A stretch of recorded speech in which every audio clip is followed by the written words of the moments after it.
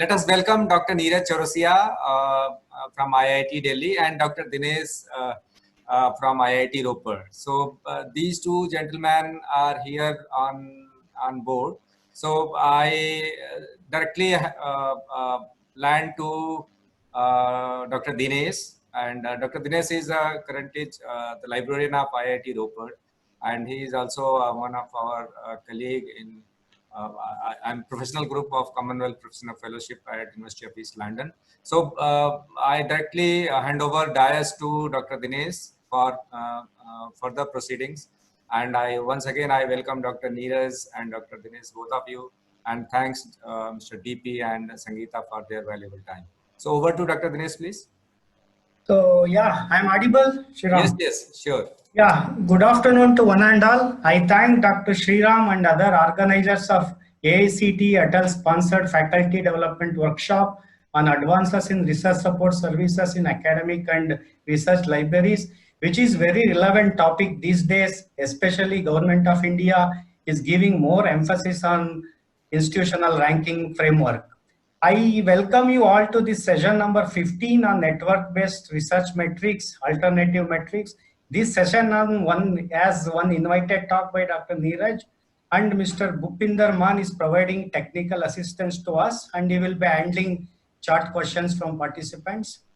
The libraries of academic institutions playing a pivotal role when it comes to the parameters of publication as well as quality of publication of ranking agencies. Not only ranking, we used to get lots of queries from institute, college administration, and even ministry for data as parliament questions on research output of institution. The ministry and audit team also ask publications and citation data from the sponsored projects, trust areas of research.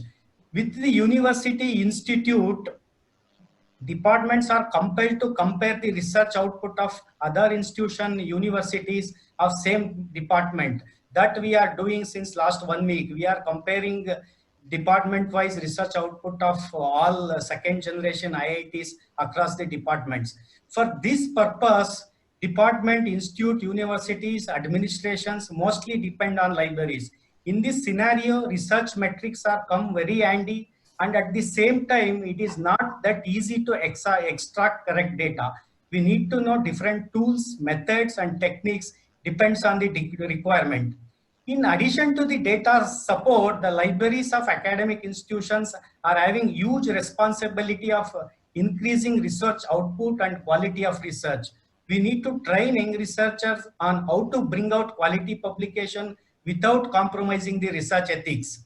As we know, research metrics, alternative metrics are the basic tools used across the globe to measure performance of institution, individual level, region, country level, and also publishers, publication, journals level. For a long time, there was only one tool which all we know, that is impact factor. Later, many tools, metrics have been invented, and we started using these tools very extensively every day. So with this comment, now I welcome Dr. Neeraj Chaurasia, Deputy Librarian, Indian Institute of Technology, Delhi. Dr. Neeraj is a Deputy Librarian and he is heading Hindi cell at IIT Delhi, and he is also a managing editor of journal called Jigyasa. He is a recipient of Engineering Librarian Award 2020, and also he is a recipient of SciTech Librarian 2009 by Special Libraries Association, that is SLA.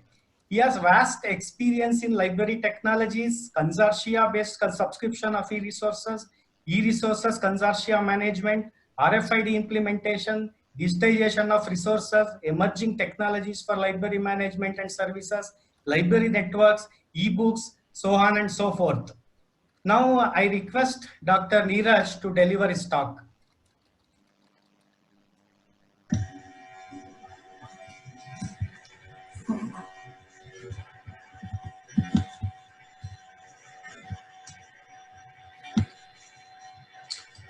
So, is my slide visible? Yes, yes, yeah. Yeah, am I audible properly? Yes, yes, please go ahead. Yeah, so thank you very much, Dr. Dinesh, for the introduction as well as setting the tone of this session. So thank you very much. You have given a lot of insights related to this topic. So a very good morning even now it's 11:59, so it is still good morning. So a very good morning to everyone.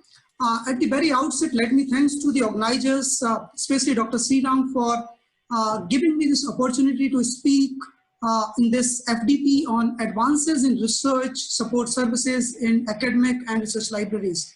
So this is the second last technical session of this FDP. Most of the similar topics and points have already been covered by some of the speakers, Dr. Sanjay Kataria, Dr. Sriram Pandey, yesterday Dr. Neeraj Singh, and Dr. Sriram himself. So sometimes it is good because most of the things have already been covered, but sometimes it is a little bit difficult what to speak. So hopefully all of you have enjoyed and learned so many things during this program. I'm sure that the fraternity of TIET and the other attendees will benefit from this session as well. So today I will be speaking on the topic which was given to me, that was understanding research metrics, tracking and measuring the impact, research impact. So this is the topic which was given to me. The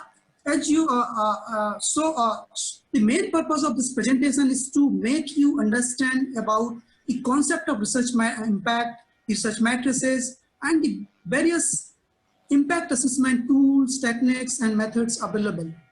Okay, so this would be the outline of my presentation. I will be talking about the research impact, what we are measuring, why S is the scholarly impact of research, why it is required, how do we measure the impact, what are the matrices available, and the researcher impact, how you can measure the impact of a researcher, and also the various matrices, methods, and tools which are available for impact assessment. So we will talk about that, and alternatives, which is the alternative matrix to the current matrices, and I will try to discuss major automatic tools which are available for measuring the research impact. And since lot of things has been already been covered yesterday by Dr. Neeraj Singh, but I will also try to cover some of the strategies for enhancing the citations, research impact, and also the alternative score. So some of the strategies I will try to discuss, and what is the role as a librarian we can play in this regard. So all these things I will try to cover given time. So friends, as you know that these are the 5 things when a researcher is publishing his research. After publication, these are the 5 things like access, readership or downloads, citations, visibility, and research impact. These are the 5 things which are very much required and connected with each other. Access is connected with readership and downloads, and then it comes to the citations, then visibility, and finally the research impact. So most of the things have already been covered, but I will try to cover basically all the things because all are interconnected or are related to each other. So, but most focus will be on the research impact. So, what is research impact? We should know about the research impact. So research impact is the demonstrable contribution that excellent research makes to the society and the economy. Impact embraces all the extremely diverse ways in which research-related knowledge and skills benefited individuals, organizations, and nations, including the academic, social, and societal impact. This was the definition which is given by the Research Council of UK. So when you talk about the research impact, there are different kinds of research impact. There are many types of research impact. The research may have impact across the number of areas, like it may be academic impact, it may be cultural impact, it may be economic impact or policy impact, sometimes environmental impact, social impact, and number of other impacts as well. So friends, as you know that the higher education system in India is increasingly become a global business now. Some of the parameters like total number of publications, number of citations, H-index, quality of education, academic reputations, and so many other parameters, as Dr. Dinesh has already been mentioned, that these are the parameters which are playing a great role when you are talking about the branding, or you are talking about the ranking of the institutions or the universities. These all are playing a great role. So a good number of points or weightage has been given to these parameters, and from where these points are coming from a research. So its quality research and its impact and academic and social impact. So it is very important to measure these points academically and socially. How these are impacted, your research is impacted to the academicians or academia, and the also to the society. So it is very important to measure all these points. For measuring the impact, it is very important to understand what kind of research matrices are available, what kind of how you can measure your impact of your research, what are the tools or techniques available. So what we are measuring, we are basically measuring the quality of journal, in the journal in which we are publishing. So we need to measure the quality of the journal in which we are publishing. Then coming to article reach, at what level, whenever you are publishing a paper in a journal, you need to assess where what is the reach of your article, who is the reader who is reading your papers. Then after that, what is the impact of your article whenever it is publishing or reading, getting the readership. Then dissemination is another point, and researcher impact. So these are the things which we are measuring. Now, if you talk about the other things like author, how you are measuring the author, you will be measuring the author by just a minute. Yes. So on the basis of number of papers they are published, you are measuring the quantity of based on the quantity of papers. Then number of citations. It is one of the parameters to judging a quality. Then average number of articles. How many the articles? How many citations they are getting? Then H-index is another parameter which is used to judge the quality and quantity both. And secondly, how you can judge your the impact of your article. One is impact factor, and there are a number of other matrices we'll discuss later on. And if you talk about the journal, how you are going to judge your journal, this is one measure is the impact factor. There are a few others factor as well will be discussed. Why scholarly impact of research is required? There are a number of things which because of that, the impact of research is very much required. So first thing is strengthen CV for promotion and tenure, because whenever it is very much required to strengthen your CV for promotion or tenure. Then showing individual or collective productivity, this is also very important point. Then quantify research on investment. Because whenever you are writing a research paper, you are getting the fund from number of institutions. So how return on investment on research for grant renewals and progress reports. So this is required whenever you are applying for the renewal or making the progress reports, submitting to your agency, funding agency.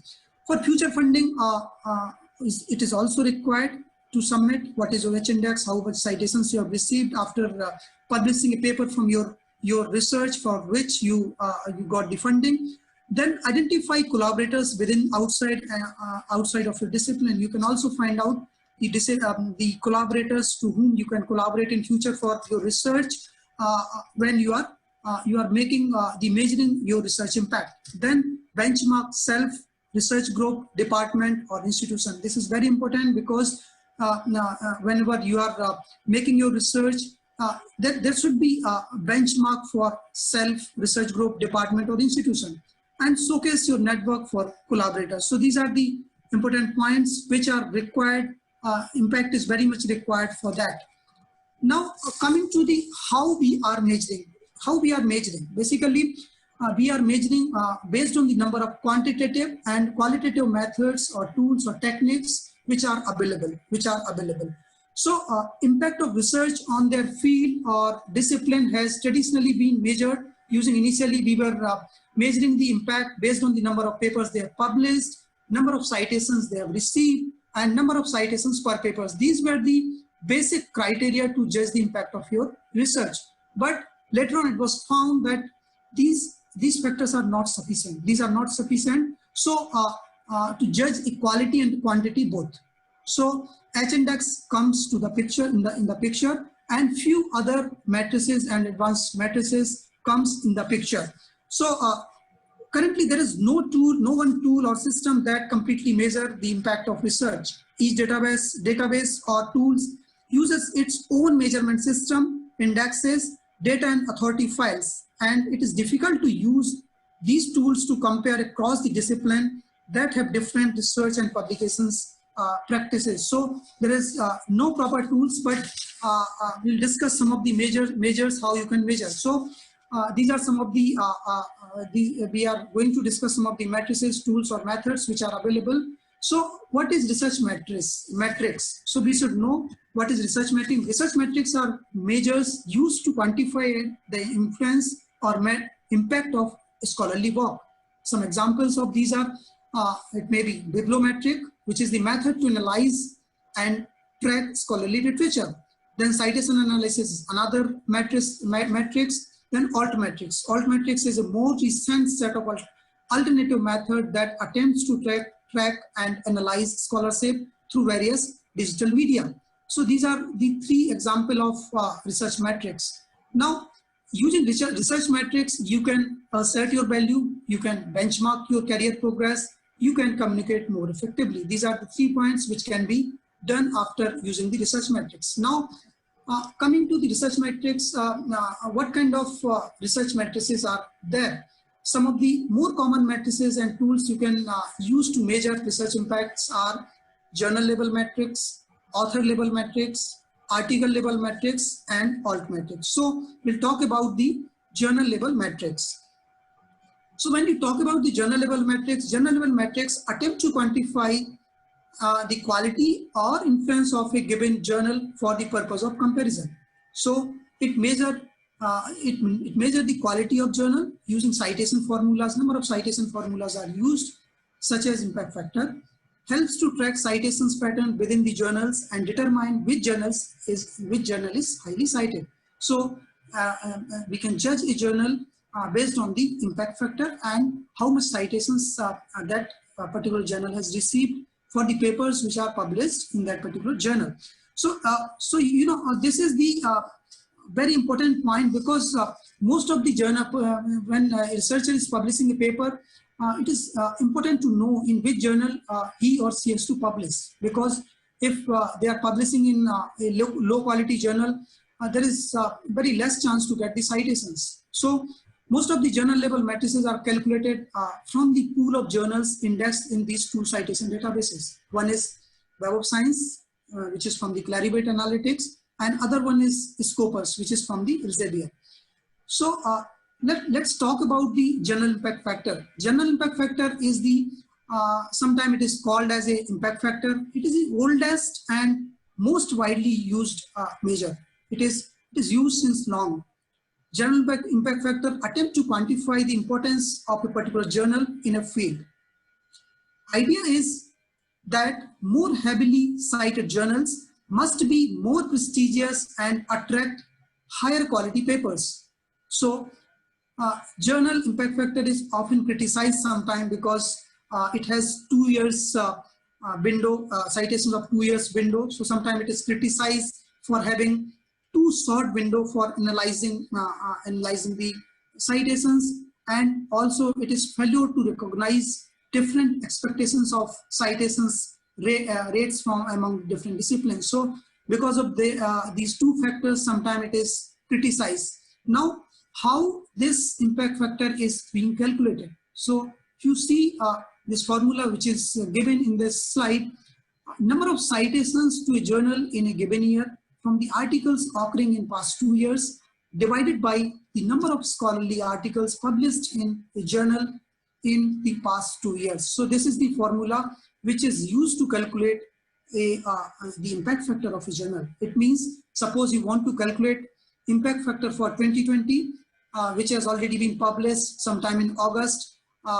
So how you can calculate the total number of publications which are published in that particular journal in last 2 years, means 18 and 19, which are those papers, how many citations they have received, which are divided by the total number of publications which are made in last 2 years. So this is the formula. Based on that formula, the impact factor is being calculated. So suppose some some journal which has published 150 plus 150, like in 18 and 19, these 300 articles are published, and these 300 articles are received 600 citations in 2020. So the impact factor for this would be 2. So this is the formula which is used to calculate the impact factor of an individual journal. Please keep in mind the journal impact factor is calculated every year. It cannot be, it can be increased or decreased. It is not like that. It can be increased, sometimes it can be decreased based on the citations which has received. So it is not, we should not compare, we should never directly compare the journal impact factor of two journals with different subject disciplines. We should always compare the journal within the same discipline. So this may be one of the limitations of impact factor. Now coming to the JCR, JCR is the, I think you might have heard about the JCR. JCR is the publication of Thomson Reuters. Now it is Clarivate Analytics, and they are coming out with general citation report every year in the month of June or July. This year it comes in August because of this COVID and other things, and it gives you the impact factor of different journals covered by the Web of Science in different fields. So you can find the impact factor from this JCR, and please note that the suppose because this is a subscribed content, you cannot get free of cost. So if you want to access the JCR of let's say 2018 or 19, it may be available from some free tools like the ResearchGate or some other websites. But for the 2020, it is not available freely because this is paid service. So what it gives you the authoritative source of journal level metrics from different in the journals which are published in Web of Science, and it is based on the journals indexed in Web of Science core collection and comprises 2 editions, one for science and one for social science. Please keep in mind that no JCR is coming out for the humanities, because they know that they said that most of the research of humanities and humanities, it is coming out in the form of books. So they are not publishing JCR for humanities. So please keep in mind whenever you are choosing a journal. Sometime there are a number of predatory journals. They are telling you that this is the our impact factor is 4, 5, or 6, or so on. But you should not believe on that. You should always check with JCR, which is one of the important source for judging the impact factor of a journal. So this was all about the JCR. Then coming to some of the other metrics to judge a journal. These are Scopus-based metrics. First one is site score. Other one is SJR, which is also known as SciMago Journal Ranking. Then SNIP, which is known as Source Normalized Impact per paper. So these are the 3 matrices, important matrices, which are given by the Scopus. So how these are calculated? If you talk about the site score, it calculates the average number of citations received in a calendar year by the items published in a journal in preceding 3 years. So they take the publication window of 3 years, but impact factor takes for 2 years. It counts all the document. If you talk about the impact factor, it takes only journals part, but site score counts all kind of document. It may be review articles or some other articles. It may be book chapters and other things. Since they have potential to, all these documents have potential to attract the citations, and impact factor counts the document considered most likely attract citations. So they count all the citations, and because of that, they have taken the 3 years window. There is no site score is independent of the document type of classification. There is no because they have taken all kind of documents for calculating the site score. So this is the formula which is given over there. You can see articles, reviews, conference papers, data papers, book chapters, all are included by the site score when they are calculating it.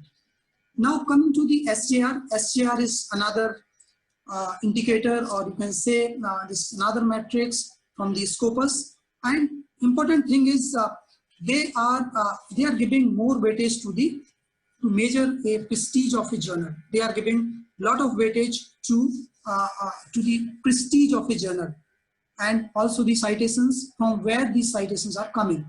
So they are giving more weightage to them, and citations from more prestigious journals, that is called higher SJR, weighted more than the citations published in less prestigious journal, which is known as lower SJR.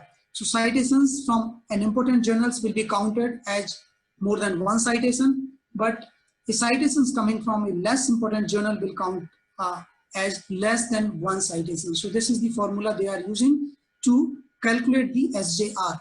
SJR again, they are using the 3 years window, citation window, and calculated based on the Scopus sources, the number of number of journals which are included in Scopus. They are taking into consideration of those journals.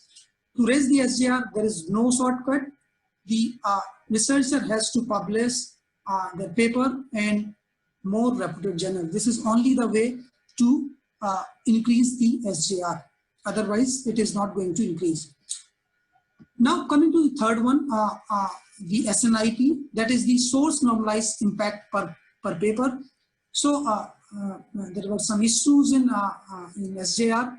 So they have tried to come out with the solution in the form of SNIP. It normalizes for differences in citation behavior between subject fields, because here you can compare one discipline with other one. So this is the limitation in other matrices, but in SNIP, it gives you it normalizes the difference in of citation behavior in different subject fields. So SNIP weighted citations based on the total number of citations in particular subject field, number of citations in present year to the publications in past 3 years, normalized to correct the differences between the scientific fields. So this is the formula they are using to come out with the SNIP, or source normalized impact per factor. So these are the 3 important matrices which Scopus is providing. This is the slide which shows you the comparison, or you can say what they are measuring, how these are calculated, and from where you can get it. So I'm not going in detail because we have already discussed these things. Now coming to next one, that is the Google Scholar matrices for journals. There are a number of matrices you can see in the Google Scholar also. So first one is H5 index. H5 index is the H index for articles published in last 5 years, complete years, because others are taking data for either 2 years or 3 years. They have taken data for 5 years. The publication that had 5 articles, but only 3 had at least 5 citations or more would have an H5 of 3. So this is the calculation they are doing. This matrix is based on the article published by a journal over 5-year calendar. And this keep in mind, this takes data only from the Google Scholar. It does not take data from the Scopus or Web of Science, because those are not freely available. So these are the screenshots from this Google Scholar. Whenever you visit this, you will find what kind of matrices they are using. So in this slide, I just try to put up about the data, what kind of data they are taking, like in journal fact factor, how much is the journal being cited during most recent 2 years, full 2 years. In 5 years journal fact factor, how much this journal is being cited during last 5 years.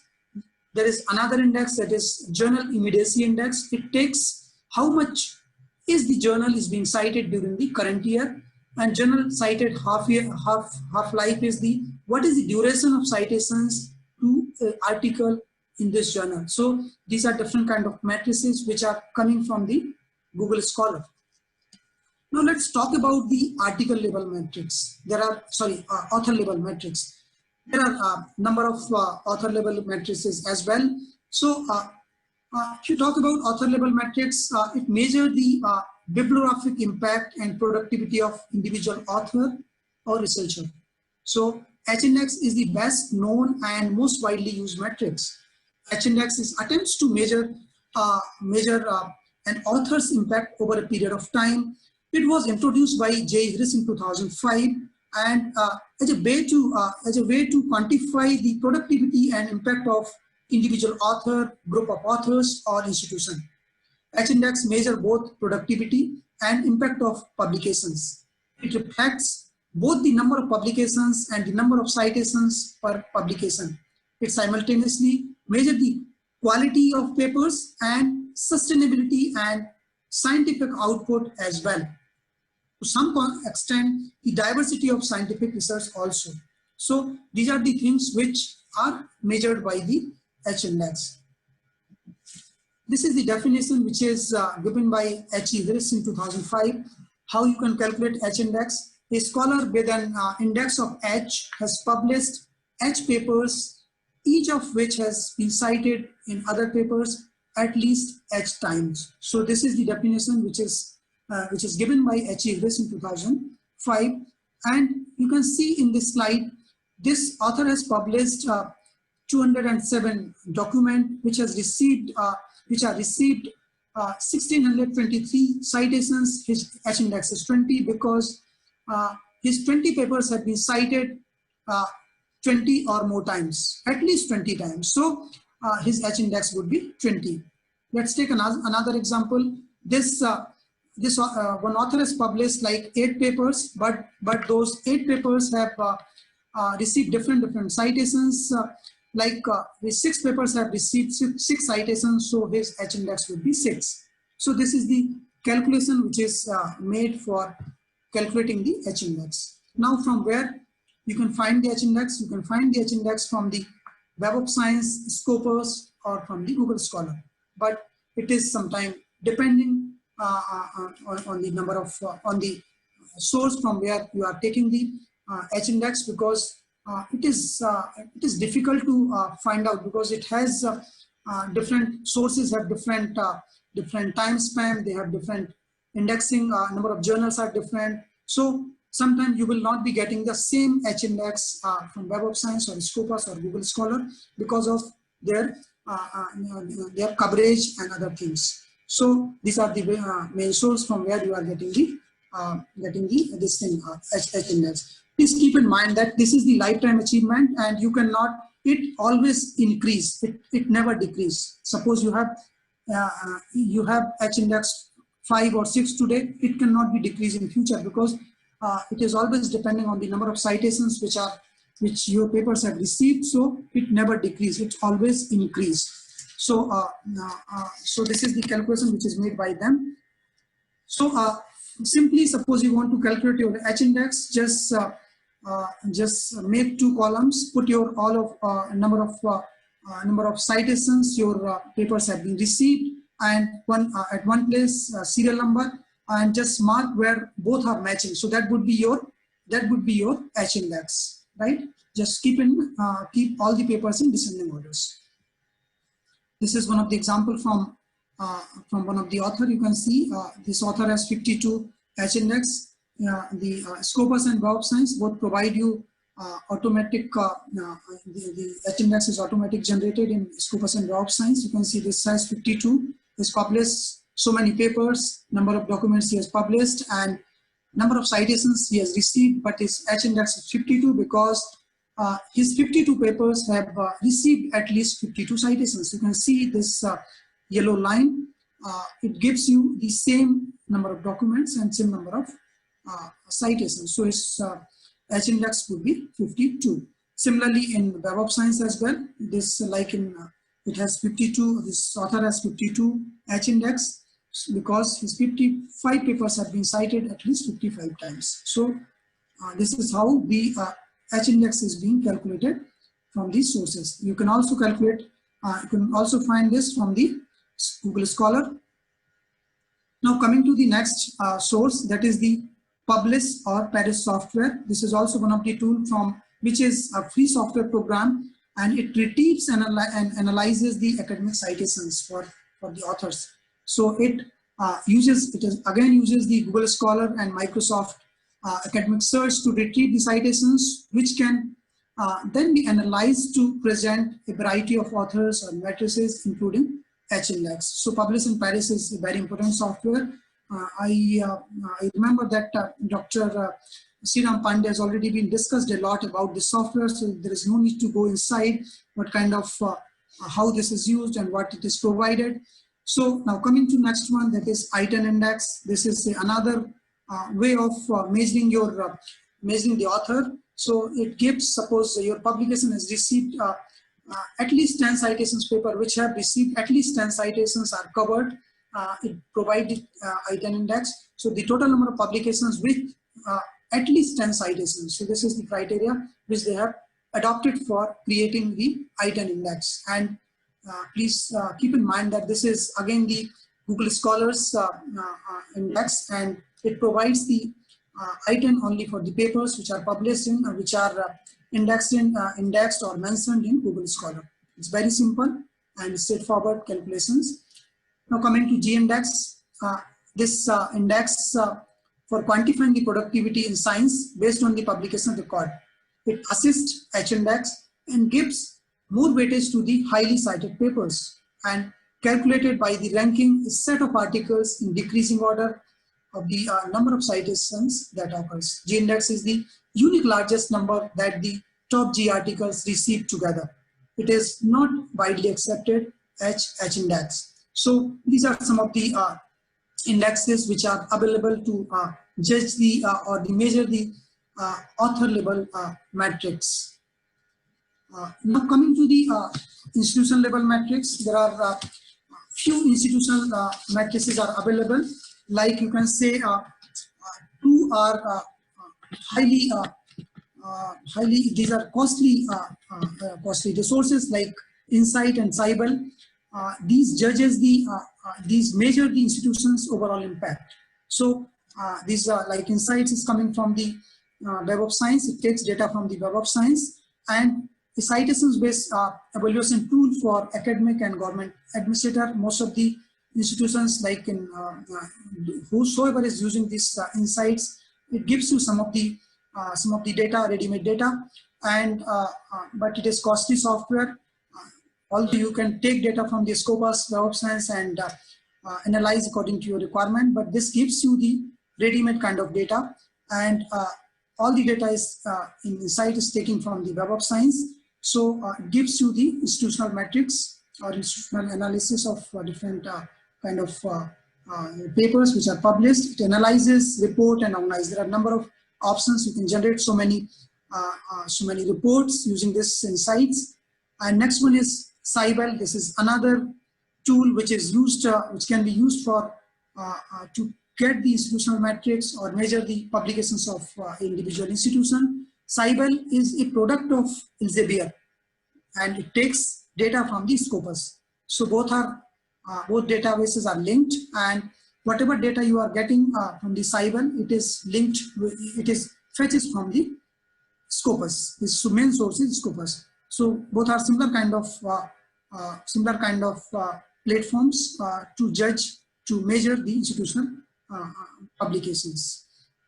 There are some other tools also, like Pure is also one of the tool which is also available from Elsevier. So these are the costly tools which may or may not be used by the libraries because of funding issues.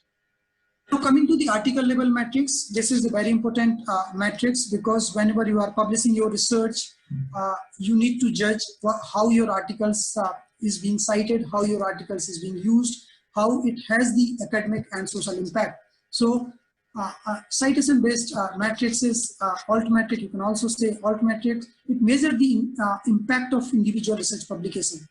How many times your article is being cited, how it is tracking in social media, what is the geographical distribution of citing papers, what is the disciplinary distribution of citing papers, what is the impact outside the scholarly community. These are some of the things you can easily measure using the article level metrics. So this slide shows you what are the tools available for judging different kind of matrices, like journal level, article level, author level, institution or country level. So slide shows you different matrices and the tools available.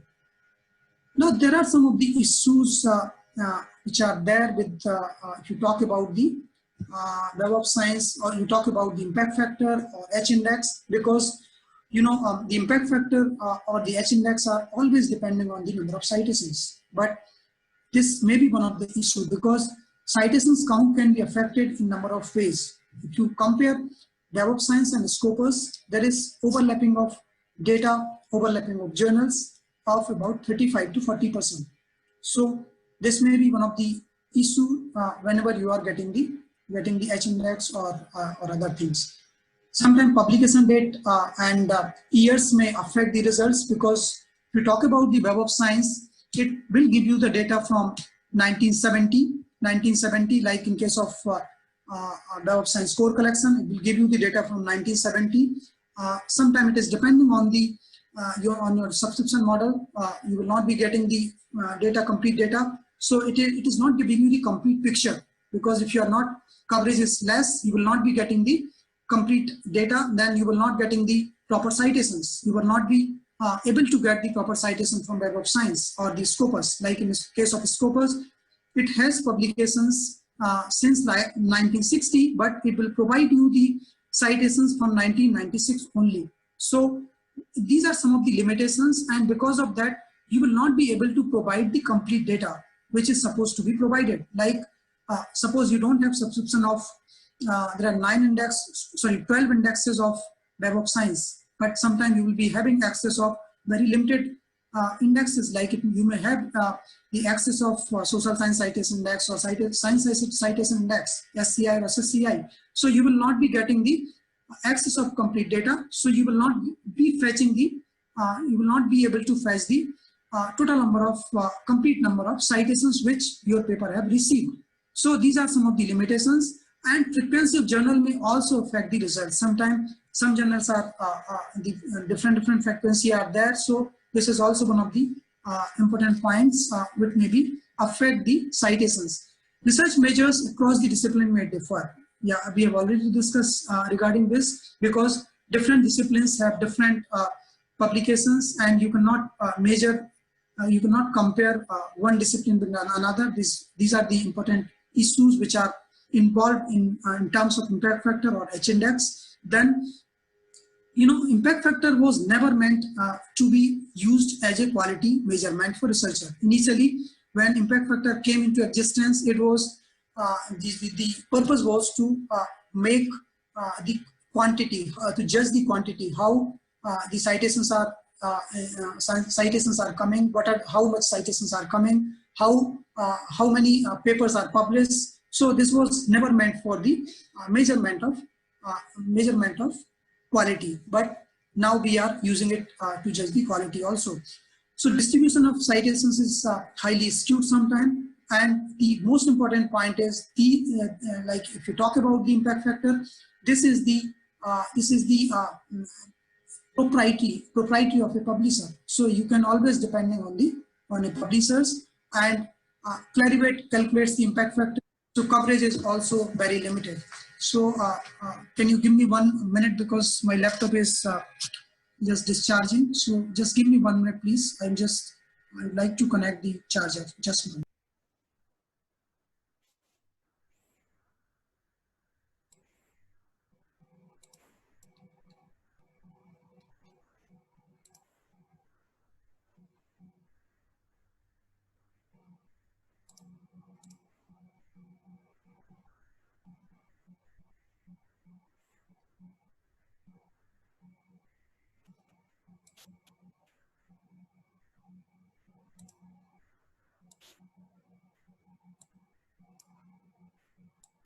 Yeah, so sorry.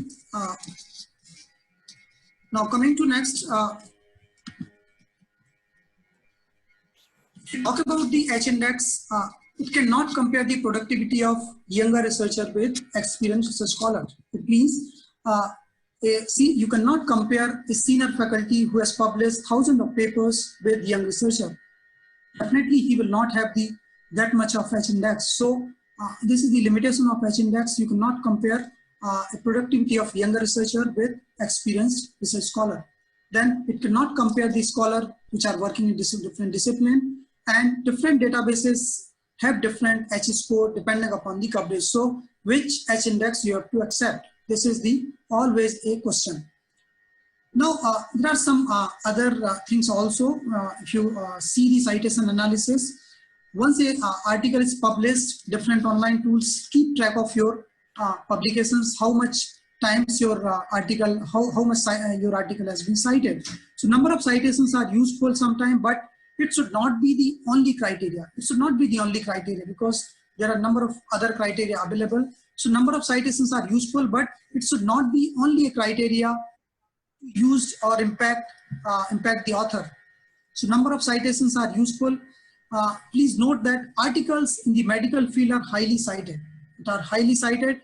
Science articles also tend to have high rates of citations. Humanities and social science articles are cited the least. Many articles are never cited. These are some of the important things which need to be considered. And please keep in mind that self-citations may affect the total number of citations recorded. This is important point because whenever you start citing your own papers, self-citations may affect the total number of citations which are recorded. Many articles are never cited. This is also important. Some articles are cited soon after the original publications. Others may not be cited further for 5 years or 10 years. So these are some of the important points which should be taken into consideration when we are talking about the citation or citation analysis.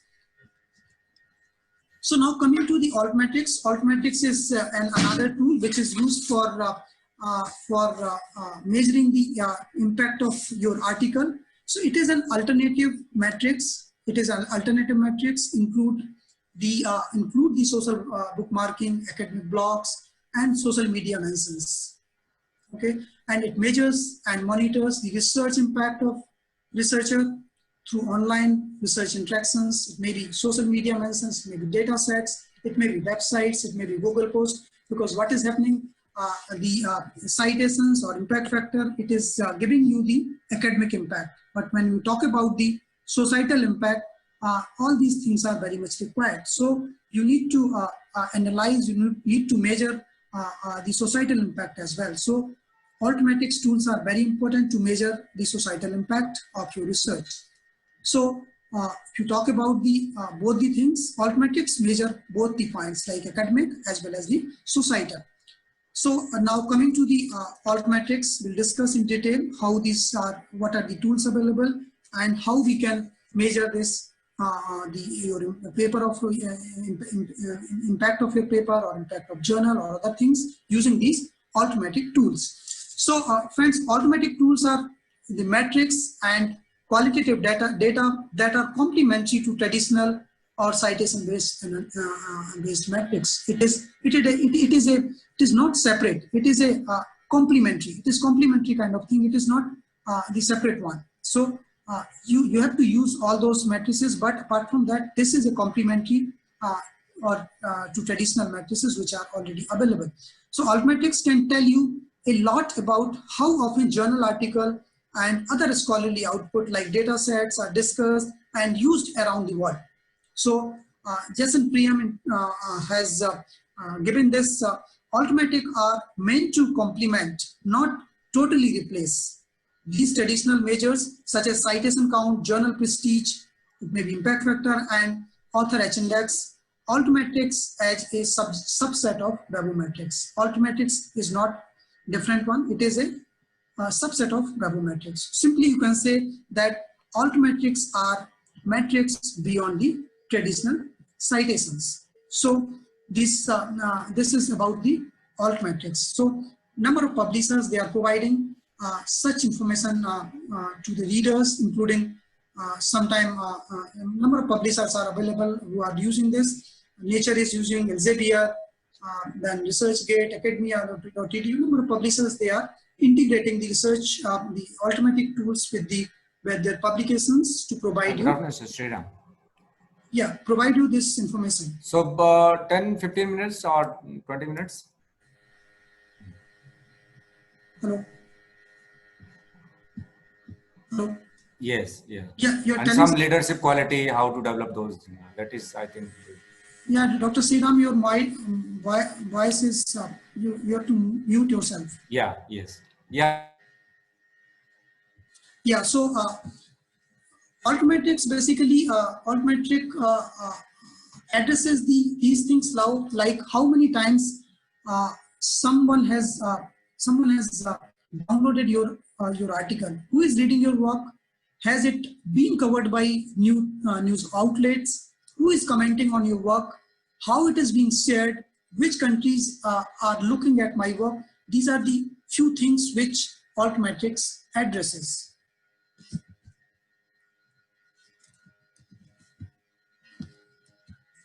So Altmetric has the taking the data from the usage, captures, mention, social media, and citations. So if you talk about the usage, it takes data from different PDF or XML downloads, maybe from journals, it may be from publishers' website, or some of the HTML views. To talk about the captures, it captures the data from different sources. It may be Mendeley Reader or some other sources. Also take the data from the mentions, it may be blog, it may be news stories, it may be Wikipedia comments or reviews. Talk about the social media, it takes from the tweets or Facebook or shares or some other sources. We talk about the citations, it takes data from the Web of Science, Scopus, Crossref, and some of the other tools. So Altmetrics take data for such kind of data from different sources. It aggregates many of the sources, like some of those sources are mentioned here. It aggregates data from the Mendeley, PLOS, ORCID, and Figshare, Facebook, and other things. So Altmetrics, where do Altmetrics come from? The Altmetrics come from the websites, comes from the social media, and it comes from the bookmarking and reference management tools. These are 3 or 4 places from where this Altmetrics is coming from. Now, why we use the Altmetrics? So as you know, there is increasing understanding that scholarly research has moved beyond the printed page, and that traditional measures of impact are inadequate. So citations are only a small part of scholarly ecosystem, because there are a number of other things as well, and only represent one type of impact. If we talk about citations, it is giving you only one type of impact.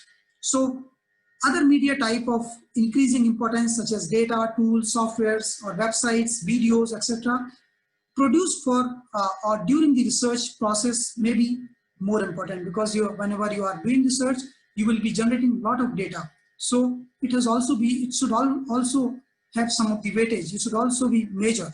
So since most of the research include journal articles are now available in electronic form, so we can track how many times they have accessed, used, or shared. So this is the information which is given by the Altmetrics. So Altmetrics is playing a great role to measure your impact of your research. These numbers provide a more complete picture of the reach and impact of research and scholarship that goes beyond your citations and peer-reviewed publications. So if you talk about the Altmetrics, it demonstrates value of non-academic engagement and societal value also. It provides evidence of your evidence in your applications for promoting or for promotion or tenure, and discover non-traditional research output.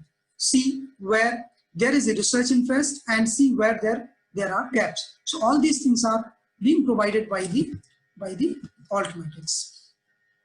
There are a number of Altmetrics tools are available. Some I have mentioned here, like first one is altmetric.com. Second one is Impact Story, then Close Article Level Metrics, Plumex, Reader Meter, Science Card, Paper-Centric, and Crowdometer. Apart from that, there are a number of other matrices tools are available, but I would like to discuss some of the tools which are available. So first one is altmetric.com. It was born in London, based on the startup in 2011. So their mission was to make article level metrics easy way. So what it does, individual users and librarians can use altmetric.com as a free account. But when you talk about the commercial use or academic use, or you can say for your institution, you have to procure it, you have to subscribe it. So the Altmetric is giving you a different kind of data. You can see this. how much time your article has been tweeted, how much the Mendeley readers has been used it, or how much citations it has received from different sources. This is one of the screenshot from Arithmetic.com. It is giving you number of features which are there. Simply in the impact story. Impact story is another you can say the measure for judging the quality of your paper, or you can say the impact of your paper. It formerly known as total impact, and it is an open source web-based arithmetic tool. User can create your collections. You can create your collection online identifiers. It may be Google Scholar profile, it may be DOI, or it may be PubMed IDs. But what is happening? This can be synchronized, because this is taking data. It used ORCID to find the data or import the scholarly work. So it is taking data from various sources, but it also take data from the ORCID. So you can use your account. You can synchronize your account with ORCID to update automatically when new content is published. So you can add it with your ORCID account. So this is impact story. Uses more than a dozen of APIs to search the metrics. This is very important metrics for getting the impact of your research, societal impact, and other things. This is one of the screenshots from the impact story.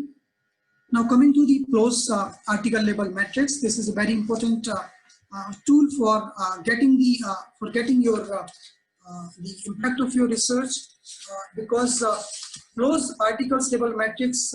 This was started in 2009 as one of the project, and it takes data it takes the usage, citation, social web activity from the PLOS articles. What is PLOS? PLOS is the Public Library of Science. This is one of the it emerged as a leading open access journal repository. In the part, due to its high traditional impact factor, it is coming to very well when you are talking about the open access and other thing. So PLOS article level metrics, it was started in 2009, and it takes data from various sources, and it captures like how many times it was read by the peoples, how many have saved, and how many have shared with others, and how many have commented and cited. So all these data is coming through use PLOS article level metrics. So this is important metrics, and PLOS Impact Explorer allow you to browse and conversation with collect by the Arithmetic.com for the papers published by the PLOS. So this is also important point for if you talk about the PLOS article level metrics. So this is a screenshot from PLOS only. You can see what it covers, and this is one of the example. You can see how many times it has been cited, how many have saved, how many have discussed at different platforms. It may be on GitHub, or it may be from Twitter or Facebook or Google Scholar. It takes data from everywhere. So this is very important tool. Now coming to the Plumex, this is another important tool. You can say this arithmetic tool, which is a tool to harvest metric from various online resources and impact dashboard for measuring output. It was funded by Andrew McKellen and Mike Bushman in late 2011, but in 2014 it acquired by EBSCO. EBSCO acquired it in 2014, and after that in 2017 it was acquired by Elsevier. It was acquired by Elsevier from EBSCO, and EBSCO, this Elsevier has integrated this Plum to all their product in Scopus, ScienceDirect, SciWell, and Pure. They have integrated Plumex with all these. So whenever you search your data or your publications in Scopus, you will get the this score in either Scopus or ScienceDirect. So because they have procured it and integrated all their products. So it divides the type of interactions into 5 categories. This is the citation, usage, captures, mention, social media. They have captured these 5 things, but it is available via subscription only. But if you have subscription of subscription of Scopus or other tools of Elsevier, you will be getting this. So these are the 5 important things which it covers: citations, usage, captures, mention, and social media. From these sources, they are getting the different data. This is the screenshot from Plumex only. This is another screenshot. You can see the example from the Elsevier. This is from the Science Direct. I tried to put one of the article. You can see this paper has been cited, got 29 citations, 28 usage, 112 captures, mention, and other things. Now coming to the next one, this is the Science Card.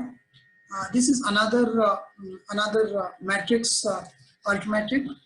Science Card is Altmetric tool for website which collects metrics automatically in different ways, such as citations, download counts, Altmetric in different disciplines for particular researcher by unique author identifier. Actually, I have not used this because I have not used this, so I don't have much awareness about these 1 or 2 tools, but definitely I will try to start using this, what kind of issues they are coming, and what are the things they are using. But basic thing I have with me, so I am just sharing with you all. Next one is Reader Meter. This is another important tool, Altmetric tool. It use the cloud computing. It is cloud computing and massive visualization author level metrics, and readership data is obtained from via Mendeley API. This is important feature of this Reader Meter, and statistics is based on the consumption of scientific content by the large population of readers. So this is how they are taking the data, and it analyzing the readership data can help the discover the area in real time impact that may not be visible to traditional citations based measurement. So this is important function of this Reader Meter. Now next one is Crowdometer. This is another tool for Altmetrics. It is a web-based enabled service which display the tweets linking to scientific articles and allow users to add semantic information for betterment of digital services among the users. It results of the crowdsourcing effort are displayed in real time. So these are the things which are taken into consideration by the Crowdometer. Next one is Papercentric. This is another important tool for judging the Altmetric or to getting the Altmetric.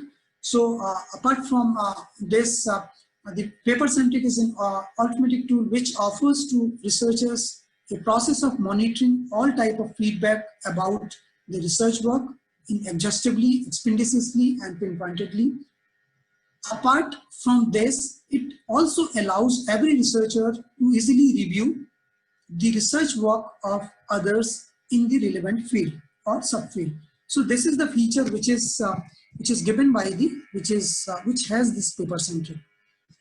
Now next one, move to next one. Now who and what who has adopted these Altmetrics? So first one is publisher. They have most of the publishers, or you can say big publishers, they have adopted this Altmetric. Some of the publishers provide Altmetric on their websites. You can directly find out, like in case of Elsevier, Science Direct or Springer, or you can say Wiley or Nature. You are getting all these kind of Altmetrics on their web page whenever you are downloading or you are accessing the articles. And PLOS has been a leader in providing Altmetrics to both readers and authors. So first one is publishers. Next one is the repositories. Different repositories they are using these different Altmetric tools and are providing you the data whenever you are putting your data in these open access repositories and other repositories. So these are the main 2 sources. Apart from these 2 sources, there are a number of other sources are also there which uses the different kind of these Altmetric tools. Now these are some of the screenshots. You can see this. This is the screenshot from Springer. You can see this. They are using the different kind of Altmetric tool. So whenever you are accessing the papers, you will be getting how many times it was tweeted or other things. Similarly, in this Nature, you will find how many times it was tweeted, who has blogged it, and what is the overall societal impact or impact on social media. So you will get the detail using this. This is the Frontier, one of the magazine, and next is this also from the Springer Link. Then this is from the Elsevier. So here are some of the points which we should keep in mind while discussing this research matrix. So research matrix don't replace traditional ways, as I've already discussed, and this is the way of accessing the research impact. It cannot be replaced the other things like peer reviewing or research funding or practical applications, etc. Those will be those things would be there, but apart from that, this may be one of the additional thing for measuring your research impact. They simply provide additional data to make impact assessment more accurate and meaningful, because all the things like academic and societal impact should come at one place. So Altmetrics has those features. Using those features, all these things can come together and get the complete data. So research metrics must be considered in context whenever you are using or giving any kind of data. And research metrics are not universal. They are limited to the data sets which they are drawn. And citation count in various citation databases will differ, as I have already discussed that whenever you are getting the citation count, it will definitely be depending upon the source, what kind of source you are using. It may be Web of Science, Scopus, or Google Scholar, or any other source. So it may always be differ because of their frequency of publications or coverage.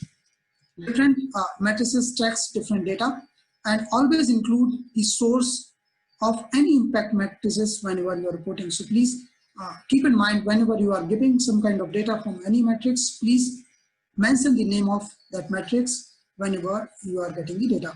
Now coming to the next part of my presentation, that is what kind of strategies are available for enhancing the citations, research impact, or how you can increase your Altmetric score. So this is very important, because whenever you are talking about your other things, your publication and other things, this is also very important. What are the strategies to get good number of citations and getting the research impact, measuring research impact and Altmetric score. So whenever you are talking about this thing, it is very important to note that there is no substitute of a quality work. There is no substitute of a quality work, and carry out your path-breaking research and produce outstanding results of your research. Also, it is very important to demonstrate usefulness of your research results, both theoretically and experimentally. This is very important, and my suggestion would be open access publishing is a way to enhance the impact of your research, research with easy accessibility. Whenever you are putting your research in open access, it will definitely be get the more citations and it will be more effective. So open access is a way. Now, why citations are important? Citations are widely recognized as a strong indicator of significance and relevance of your research. And increase H-index, I-index of individual or institution. It will, suppose your H-index is increased, automatically the H-index of your institution will increase. This is the major criteria for selection of different awards, including the Nobel Prize. Whenever people are applying for Nobel Prizes, this is one of the criteria. Citations influence in ranking and branding of the institutions also.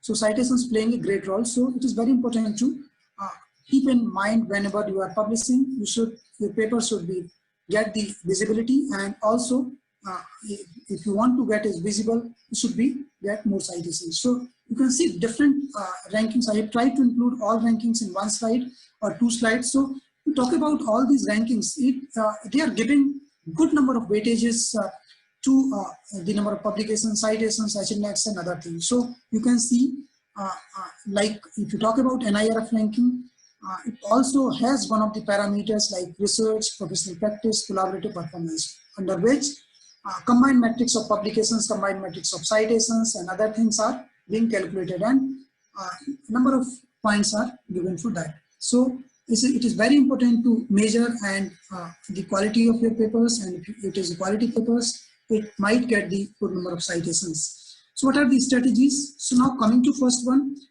should always try to publish your paper in a quality journal. This is very important whenever you are publishing your paper in a quality journal. So always target a right journal, publish in a reputed good impact factor journal. It may be Web of Science listed, or it may be Indian Citation Index, or it may be Scopus or UGC Care List. So always publish your paper in a quality journal. Second one is be aware of predatory publications. This is very important, because if you are not publishing in a good journal, there are less chance to get the citations of your publications. So you should always be aware about the predatory publications. So JCR can play a very important role, and JCR or the source of Scopus or Web of Science can play an important role to judge a quality journal, because those journals will be having some of the different impact factors and other things. Publish early technical reports. So this is also important. Publish more on global concern.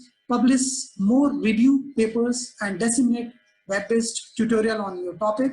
Publish more on open access journals platforms, as the journals tend to be cited more than non-open access journals. So number of studies says that if you are publishing in open access journals, those journals are getting more citation. Those journals are cited more.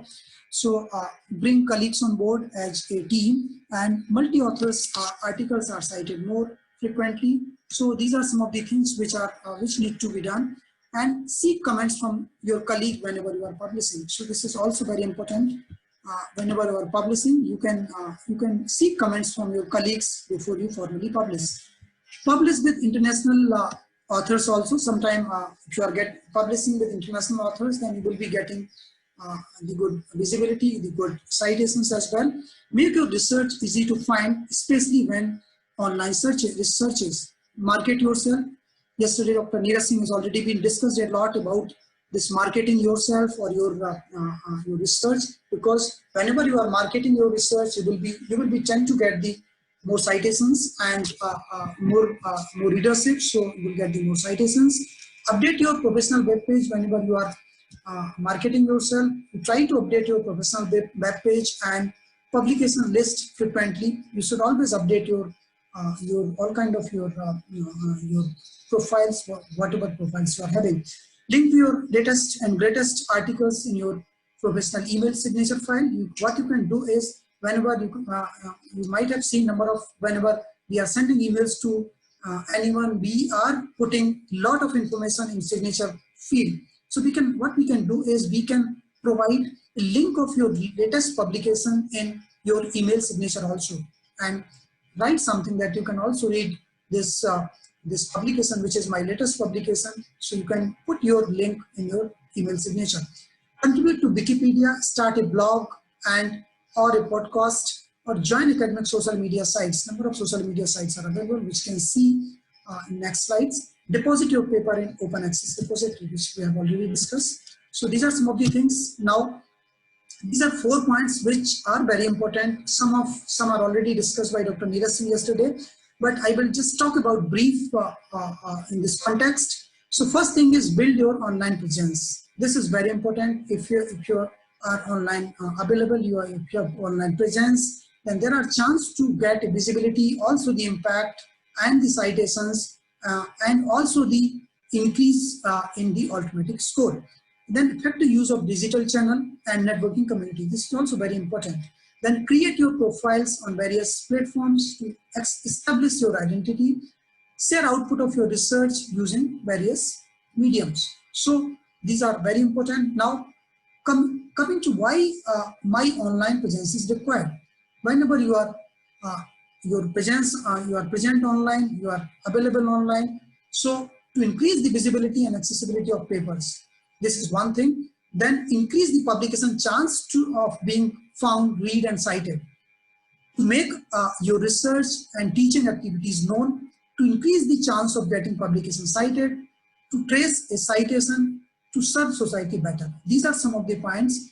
Because of that, you have to be available online, or you should be present online. Now create your profile on various platforms to establish your identity. Friends, please keep in mind, as Dr. Neeraj Singh has discussed a lot on this, he has given some of the example of his university. So that was very much true, because this is in case of most of the institutions, because whenever you are publishing, you will be publishing using different names. Sometimes he has given the example of Suresh, Mahesh, Dinesh, etc. So sometimes this is very important. Whenever you are publishing your paper, you should distinguish yourself as a author. Okay, because uniqueness of name establishes a presence for the author. You should not use different variations whenever you are publishing. So always use same variations of your name throughout the academic and professional career. It is not like that. Suppose you are currently working in this institution, after that you are going somewhere else, and there you are publishing in different names. So always try to publish in this name. He has also discussed yesterday about the Scopus ID, Scopus Author ID or Researcher ID. So these are the IDs like Scopus ID or Research ID. Now it is known as Publons. So these are the IDs which automatically generated by the Scopus, this Scopus ID, and Researcher IDs from the Thomson Reuters, and now currently it is Clarivate Analytics. So these are automatically generated by the Web of Science and Scopus, but you cannot always rely on those tools, because what is happening, because sometimes these are not the proper identities. Whenever you are publishing in Scopus, they will generate Scopus ID. But as discussed by yesterday by Dr. Neeraj Singh, this ORCID ID may be the Aadhaar for you. This may be the Aadhaar for you, because this is a unique ID which is required at very much required at different places. Whenever you are applying for funding of your any project, the funding agency will ask you what is your ORCID ID, because using ORCID ID they will be able to find out all your publications which you have published till now. So this is a unique author identifier, and used by different funding agencies for streamlining the grant of applications or process. It used by research organizations to track report of different research activities. So what is happening? Suppose your faculty is publishing in different names.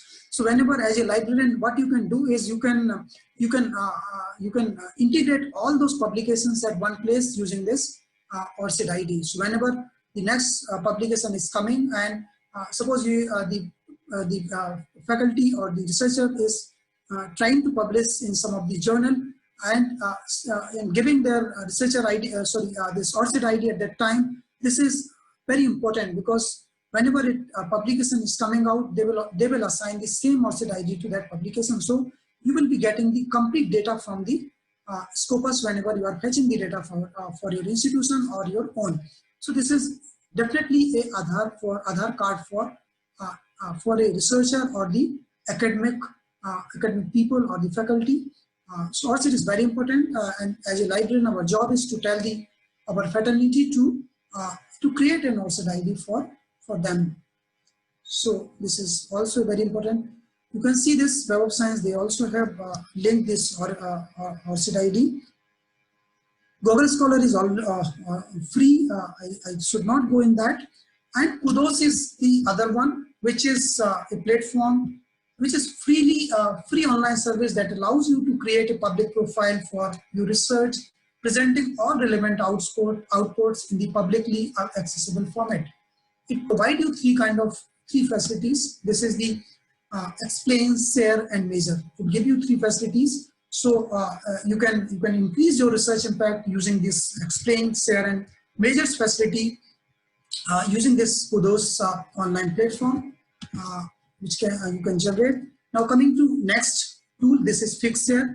I remember Dr. Sanjay Kataria has given a lot of insights regarding this Figshare. He showed you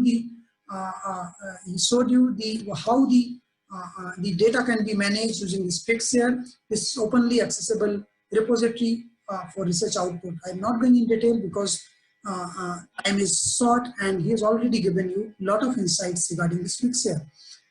Dimensions is another software, or you can say the open access platform, which can be used for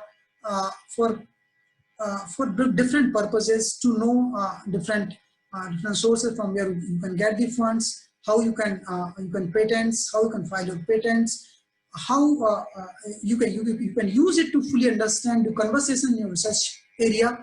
So all these things can be done using this dimensions. Now coming to next one, this is Apecto digital media and networking community.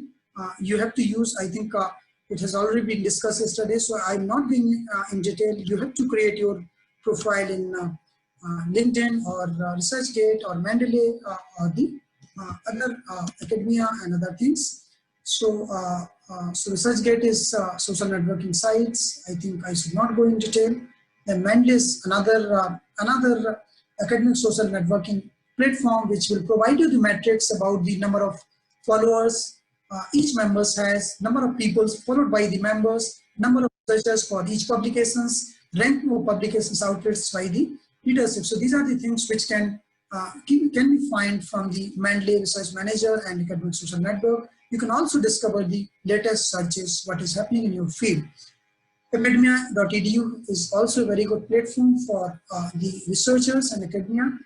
Next one is you should share your outputs on different platforms. It may be all sort of publications, preprints, conference papers, posters, presentations, etc.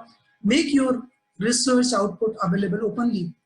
As he's discussed yesterday, he showed you, give you the example of, he gives you the example of SlideShare and other things, and also some of the subject repositories. So these are some of the platforms where you can put your data openly. So it will certainly get the chance of good publication, good citations, and it will increase your. Some of them are also incorporated the Arithmetics tool. So your Arithmetics will also increase using these open access tools. Now coming to another important tool, that is the faculty profiling system. I think you might be aware about the faculty profiling system. That is one of the profile which is developed by Internet Center Gandhinagar. This is a very good tool to showcase your research. This is known as IRINS, which is based on the Research Information Management Service. It is developed by Internet Center in collaboration with Central University of Punjab. And this portal facilitates the academic and R&D organizations and faculty members, scientists to collect, curate, and showcase the scholarly communication activities and provide an opportunity to create a social network.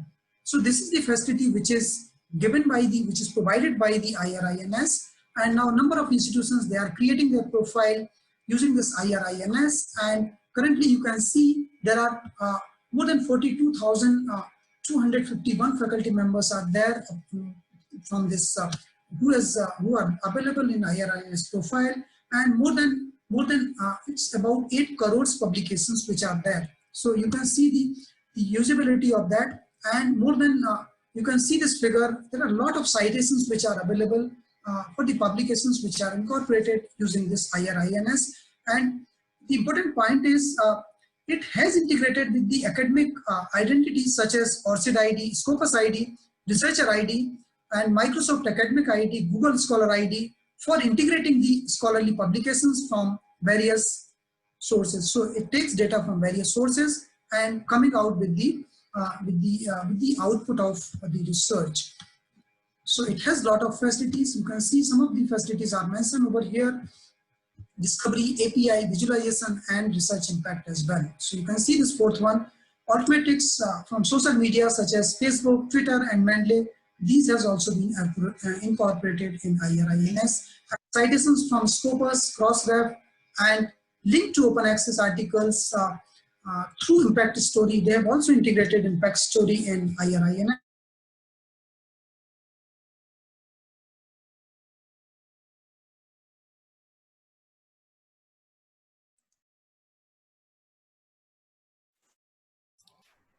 Dr. Neeraj, your voice has gone.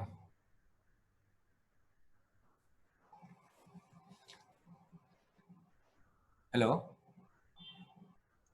Dr. Neeraj? Your voice has gone.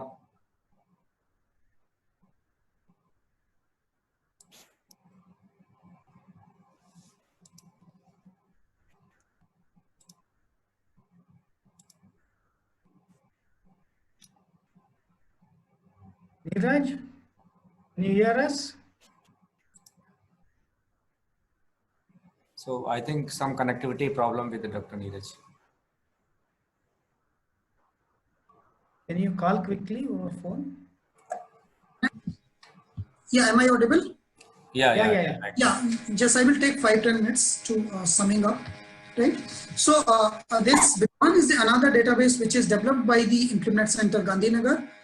This is the project of Government of India, Ministry of Education, under the NME ICT. So this product is also very important because this database has been instrumental in selection of panel of experts. If you want to select a expert from for any committees or any kind of selection panel, then any kind of task force. So you can take the data from this Vidwan. It established by the ministry and government establishment for monitoring and evaluation process. So this provide you a lot of information. This is very good database which has good number.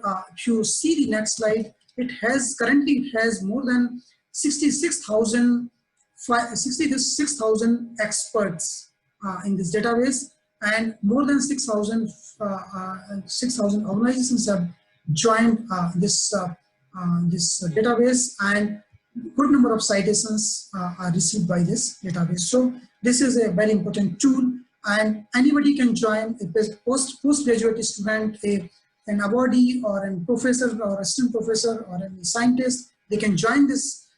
They can create their profile in Vidwan. This may be very useful for you for showcasing you for how you can showcase your research. This is very good platform about this. So this is the summing up of all these strategies. Like you can see some of the strategies which are very much required to to increase your citations, to increase your impact of your research, and other things. So these are important points. One should take care about those things. Now coming to end of this presentation. So as I started from these 5 points, I am summing up with these 5 points only. So whenever you are increasing your, whenever you are publishing your research, access should be available to the fraternity of your institute, as well as if you are publishing open access, it will be available to everyone, and there are chance to get the readership or downloads, and there are chance to get more citations of your research work.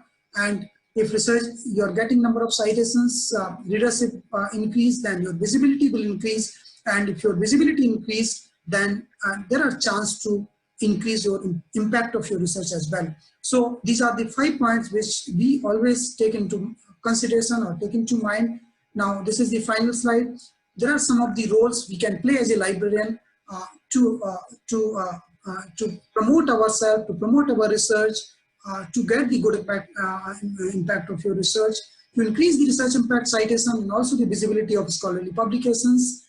High quality content in the form of e-resources, including the citation databases, research support tools, data management tool, reference management tools. These can be made available to our fraternity so that they can use those tools, and after that, using those tools, they can be they can use for different purposes. We can help the faculty members or researchers in helping the good impact factor journal, because there are a number of new research scholars, they are still have confusion in which journal they have to publish. So this is our duty to help them to provide a quality, to help them to choose a quality journal.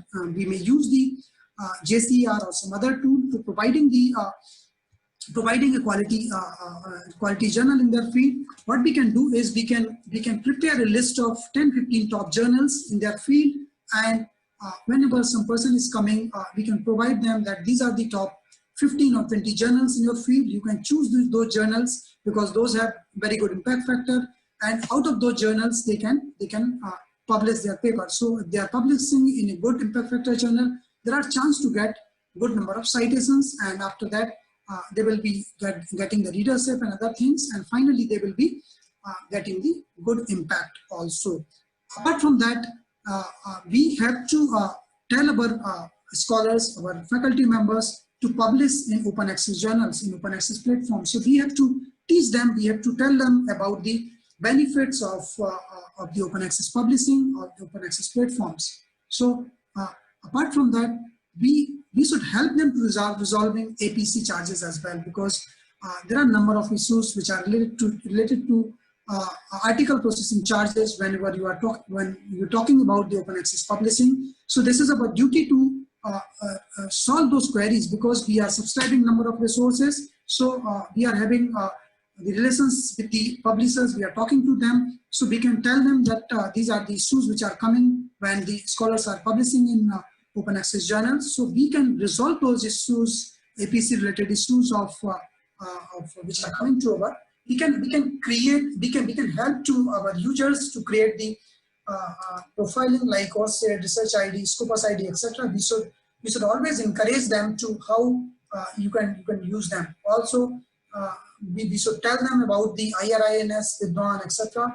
to create their profile, and time to time we should have the webinars or the workshops on academic and creative writings and publishing, and awareness about the predatory publications and plagiarism. This is very important, because they will be aware, because sometimes when a researcher is coming to your university or institution, he didn't get the information, he didn't know what is the open access and what is the predatory publication. So this is our duty to tell them what is the difference between the predatory publication and the difference in this the open access journal. This is the basic questions which is coming into mind when the researcher is fresh and they are not much know about the open access. Then bibliometric support can be provided to the users, and definitely the research guides and e-learning support which are developed by the number of libraries now.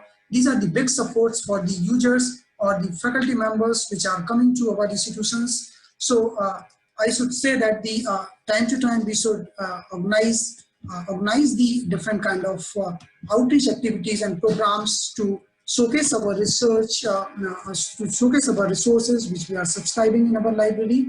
So these are some of the important points, and please keep in mind whenever the research scholar is publishing their research paper, citation is not only the way. There are a number of things which are in the way, and we have to try to incorporate all those resources or services which we can do. So this is all about from my side. I think last slide is I would like to express my sincerely thanks to various internet sources and also the authors of those internet sources which I have used to prepare my presentation. Wherever possible, I tried to give the links and the sources, but there might be some of the places where I have not put the sources. So I would like to acknowledge all those sources which I have used for making this presentation, and I've taken different data from different slides as well, and offline and online courses. So I acknowledge all of them. This is all about from my side. So thank you very much for giving me this opportunity to speak in this platform, which has a good number of participants, and some content may be duplicate, because this is the drawback for being a last speaker of the session. So thank you very much once again, Dr. Sriram and the Thapar Institute of Technology and Engineering for giving me this opportunity, and thank you, Dr. Dinesh, for giving the insights of this presentation. Thank you very much once again. Thank you. Yeah, thanks Neeraj for delivering well-planned, well-structured and very informative talk. You have covered almost all the popular metrics used to measure and quantify the research. And I quote here, participant mentioned it's a lucid presentation, excellent presentation. To sum up, another tool which we started exploring is Overleaf. I think IIT Delhi is already using. It is not a research metric tool, but it is a LaTeX-based collaborative scientific research writing tool used by top universities across the world. Basic version is free. You can explore premium version. So it's basic version, but premium version is quite expensive. I hope the participants now well aware of the use of different research metrics, and I am sure all of you will start exploring and implementing at your respective colleges and see that your contribution is visible at different levels. When it comes to less funded colleges, institutions, it is difficult to subscribe commercial tools such as Web of Science, Scopus. Such is the case, some of the tools mentioned by Neeraj, like SJR, is available freely. The beauty of this tool is it compares journals across the subject disciplines and even country level. Even Google Scholar Metrics gives journals ranking based on H5 index and H5 medium. With these tools, you can educate your researcher about the quality of journals on their field of study. Also, you can take lead in formulation of policy of research data management, policy of research ethics, as ethical policy comprising of plagiarism in research, proper citing and reference, level of journals to publish with, etc. And of course, comparing your institute research with other similar institute, you can take a lead and send the report to your administrators frequently. Now we will have question answer session. For this, I invite Mr. Bhupinder Man to read out the questions. Bhupinder, please. Thank you, sir. I think I'm audible, Dr. Dinesh, we are quite late, and I didn't find any question in the chat box. So maybe there are two questions. If you permit, quickly. Yeah, Bhupinder, please go ahead. Yes. Yes, sir. Sir, question is how we calculate H index. I think I have also already shown about that how this H index is being calculated in 2-3 slides. So suppose a simple example I am giving you, like as an author, you have 200 publications, right? You have 200 publications, and suppose your top 20, you just make a list of those 200 publications. Just in one column, you put your 1, 2, 3, 4, 5 up to 200, and in another column, you put your all your citations in descending order. Okay, so just mark that place when this number, both the numbers are matching. So that would be your H index. Simply means the total number of publications, whatever you are publishing, the number of publications which has received at least H citations. So suppose you have published 200 papers and your 20 papers has received at least 20 citations. So your H index would be 20. So just keep in mind that H index and the second column, both columns would be equal. So just simple way to calculate the H index would be make a table in the form of citations and list out all your publications in descending order. So whenever it is matching, it is simple way of calculating. So 20 papers published, at least 20 papers has at least 20 citations, H index would be 20. So this is the simple definition of H index.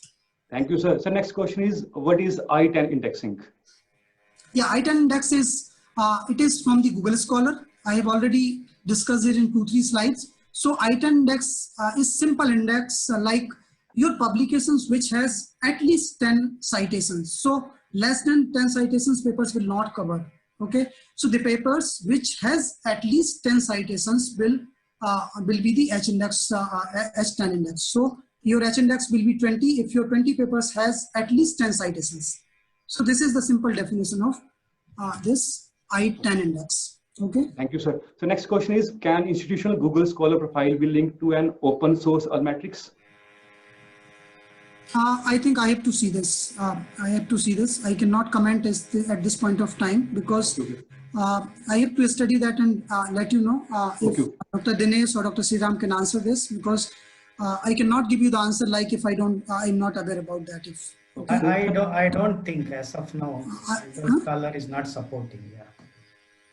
Yeah, so I'm not aware about that. Whether it can there is a little bit technicality is required to link citation data. So if you go IRINS, so they have started programming doing for fetching individual data, not institutional data, because yes. Google promote use of personal data rather than institutional data. So whatever publications an individual making, it is identifying the email, institutional affiliation, and then it is connecting that something has been published on your name. So you can claim it and then add it into the profile. But there is nothing like individualizing element for the institutions. That's why it is difficult. Yeah, thanks Bhupinder. So if participants want, they can directly interact with Neeraj. So yes. I hope we justified our roles here. Now I'll hand over the forum to Sriram, organizer of this. Yeah. So thank you, Dr. Dinesh. Thank you, Dr. Neeraj. And in fact, it was very informative sessions as what I can see from the chats. And it's really a pleasure for us to host you on this online platform. And I know both of you are very busy at respective institutions, and getting catch hold of you people are very difficult. And I'm really thankful to you to spare your time. So formally, I request my staff to present vote of thanks. Okay. Thank you, sir. First of all, good afternoon to all of you. On behalf of everyone attending this session and on the behalf of organizing team, I would like to express my sincere thanks to our guest speaker, Dr. Neeraj Chaurasia, sir, for giving an excellent coverage on the topic of network-based research metrics and alternative metrics. Sir covered very good points under this topic. Sir, we all are inspired by your valuable information provided throughout this session. I'm sure that the outcome of this presentation is going to be very helpful for all of us. Thanks a lot, sir, for your valuable time and such an informative session. I would also like to thank Dr. Dinesh, sir, for his time to chair and moderate this session such a smooth manner. Thanks a lot, sir. I would also like to thank AICTE and Dr. Shriram, sir, for providing a platform for all of us to learn and achieve in our profession. Thank you once again, respected speaker, Dr. Neeraj, sir. At the end, thanks to all the participants for being with us and for their patience hearing. Thank you, everyone. Thanks all. So, thank you, Bhupinder. Thank you, everyone.